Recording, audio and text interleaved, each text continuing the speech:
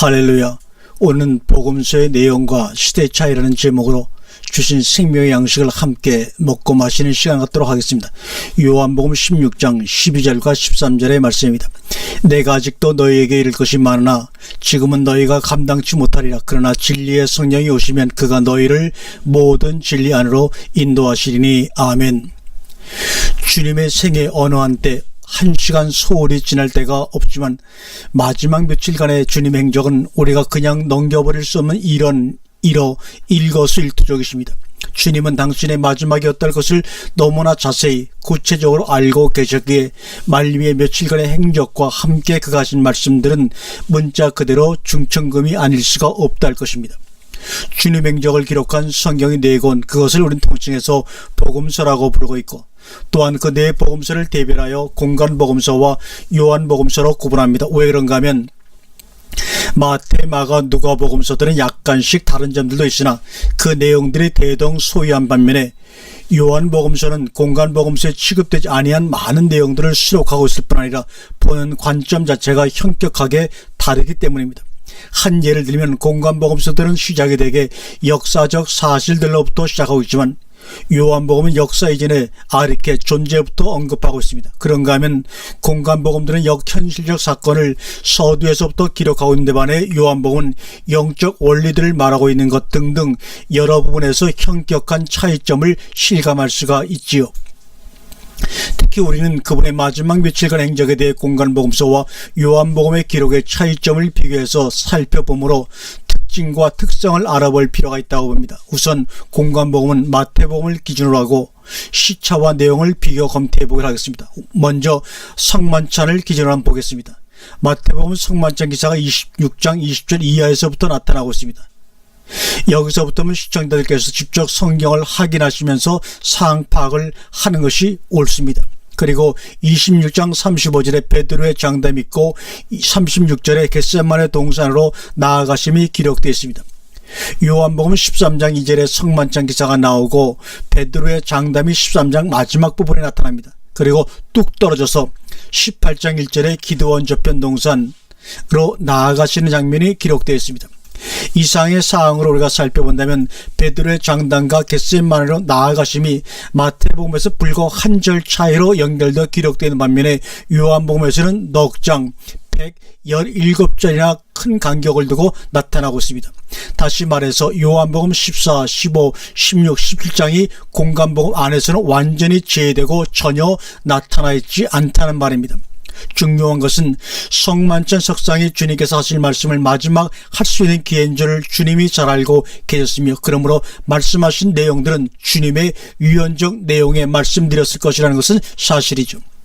분명히 그럼에도 불구하고 공간복음서에서는 그다지 많은 말씀들을 기록하지 않은 반면에 마태복음에서는 9절, 마가복음에서는 8절, 누가복음에서 24절, 그러나 요한복음 오히려 산상수훈 5장, 마태복음 5장, 6장, 7장이나 감난산 강화 24장 3절부터 25장까지 감난산 강화는 기록되지 않았으나 소위 최후의 만찬 강화, 즉 성만찬 이후 요한복음 13장 이후에 말씀하신 내용이 17장까지 많이 기록이 되어 있다는 점이 특이합니다.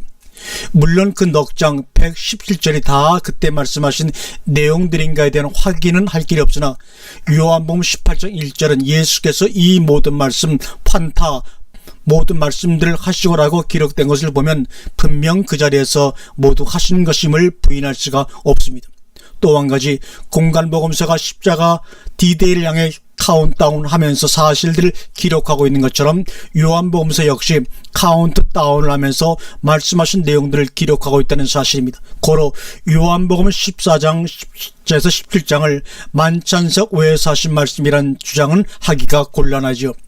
이와 같은 사실에 근거하여 추론해 본다면 주님의 최후의 강론은 마태복음 24장 25장의 감난산 강화보다 더 나중에 하신 요한복음 14장에서 17장의 최후의 만찬 강화임에 틀림이 없습니다.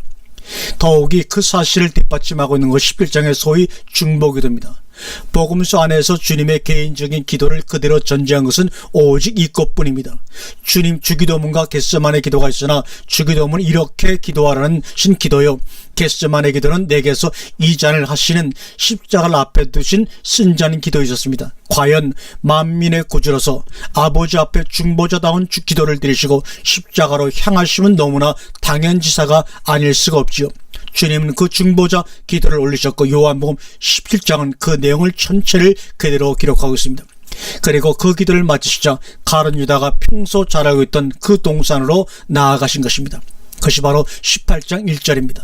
얼마나 자연스러운 연결이며 얼마나 주님다우신 유언적 말씀과 기도의 내용들이 읽으면 읽을수록 정말 주옥같은 귀한 말씀들입니다. 우리는 마태복음 24장 25절과 요한복음 14장에서 17장을 통해 볼 때 주님은 마지막 며칠, 특히 몇 시간을 통해 많은 그리고 아주 중대한 말씀을 하신 것을 알 수가 있습니다. 그 중에서도 우리는 마태복음 24장 3절에서 제자들이 주님께 종용이 물었던 질문에 대해 주목할 필요가 있다고 봅니다. 왜냐하면 주님은 제자들이 가장 궁금해하는 일이 무엇이며 그 일에 대해 어떻게 잘 알아듣도록 이해를 시켜야 할 것인가를 염두에 두시고 말씀하셨으니까 말입니다. 즉 제자들이 질문합니다. 우리에게 이르소서 어느 때에 이런 일이 있겠사오며 또 주의 임하심과 세상 끝에는 무슨 징조가 있사오리까? 즉 때 포태와 징조, 토세 메이논에 관한 것입니다. 포태와 포세 메이노, 때와 징조에 관한 말씀입니다. 이에 대한 대답이 비록 마태복음 24장 25장에만 있는 것이 아니라는 사실입니다. 어떤 면에서 요한복음 14장과 16장에 더 구체적이고 실질적인 내용들이 기록되어 있다는 중대성을 우리는 간과해서는 안 됩니다. 왜냐하면 제자들을 두고 떠나시는 주님의 입장에서는 가장 중요한 관심사가 다시 오시는 일이게 말입니다. 더욱이나 그 문제 때문에 많은 거짓 선자들이 조직적이고 교묘한 미혹이 창궐할 것을 미리 잘 아시는 주님께서 오죽이나 철저하게 그것을 밝혀두셨겠는가 말입니다. 올해는 요한복음의 최후의 만찬 강안에 있는 이 한 말씀만으로도 그 문제에 대한 주님의 관심이 어느 정도인가를 충분히 짐작할 수 있다고 봅니다. 지금부터 일이 이르기 전에 미리 너희에게 이름은 일이 이룰 때 내가 그인 줄을 너희로 믿게 하려 함이라고 요한복음 14장 19절, 16장 4절, 14장 29절에 기록되어 있죠. 오늘날 우리가 주님의 다시 오심에 대한 관심이 많을 것을 주님 역시 또 아셨고 잘 아신 주님은 그 문제에 대해서 철저하고 확실하게 말씀하셨을 것은 의심의 여지가 있을 수가 없습니다. 고로 우리는 그런 중요한 내용이 어찌하여 공간복음서에는 빠지고 요한복음에만 기록되어 있고 또 그 기록들이 말하고 있는 참 의미가 무엇인가를 심사숙고하지 아니할 수 없을 것입니다. 적어도 진실한 그리스도인이라면 말입니다. 우리가 오늘 여기서 하나님의 구속 역사에 있어서 시대적, 단계적 과정에 있다는 것을 인정해야 합니다. 이것은 세대론자들이 주장하는 그런 주장은 아닙니다. 다시 말하자면 성경의 모든 내용들이 우리 시대에 다 일어날 일들이라는 고집과 주장을 버려야 한다는 말입니다. 어느 시대 사람들이건 간에 성경이 말하는 모든 사건들이 자기들 세대에 일어날 거라고 믿고 기다려왔다는 역사적 교훈을 우리는 간과해서는 안 됩니다. 우리는 근시안적으로 지금의 현실을 전부로 생각을 하지만 역사의 주관자신 하나님께서는 여러 시대를 종합하여 한 세대로 본다는 것입니다. 그 종합된 시대에 일어날 일들을 성경의 선자나 사도들을 통해 기록해 놓으신 것입니다. 고로 지혜로운 그리스도인들은 자기 시대, 자기 목에 해당하는 하나님 말씀과 목적이 무엇인가를 바로 간파하고 적응해야 합니다. 시대를 뛰어넘거나 지나간 역사를 되풀이하는 어리석음이나 비약을 하지 않는다는 것이죠. 우리는 성경에서 인간의 의지나 생각과 실제적 현실에 처하는 나약한 모습을 얼마든지 보고 있습니다. 한 예를 들자면 마태복음 26장 33절 이하에서 나타나는 경우입니다. 베드로가 대답하여 가로되 다 주를 버릴지라도 그러나 원문에서는 다 당신 안에서 실족될지라도 이렇게 기록됐습니다. 나는 언제든지 버리지 않겠나이다 라고 시퍼런 장담을 늘어놓자 주님께서 즉시 하시는 말씀이 내가 진실로 진실로 내게 이르노니 오늘 밤 닭 울기 전 내가 3번 나를 부인하리라고 단정적으로 언급하시자 베드로가 즉시 대받아쳐 하는 말이 내가 당신과 함께 죽을전정 당신을 부인하지 않겠나이다 라고 재차 다짐하자 다른 제자들도 이와 같이 말했다고 기록하고 있습니다. 문제는 36절부터 일어납니다. 주님께서 제자들과 함께 겟세마네라는 장소에 이르러 베드로와 세베대 두 아들을 따로 데리고 가셔서 말씀하기를 내 마음이 심히 고민하여 죽게 되었으니 너희는 여기 머물러 나와 함께여 있으라고 당부하시고 조금 나아가셔서 우리가 잘하는 기도를 드리시고 돌아와 보니 그들이 다 자고 있었습니다. 그때 주님이 하신 말씀은 이렇게 1시 동안도 나와 함께 깨어 있을 수 없더냐 시험에 들지 않게 깨어 기도하라.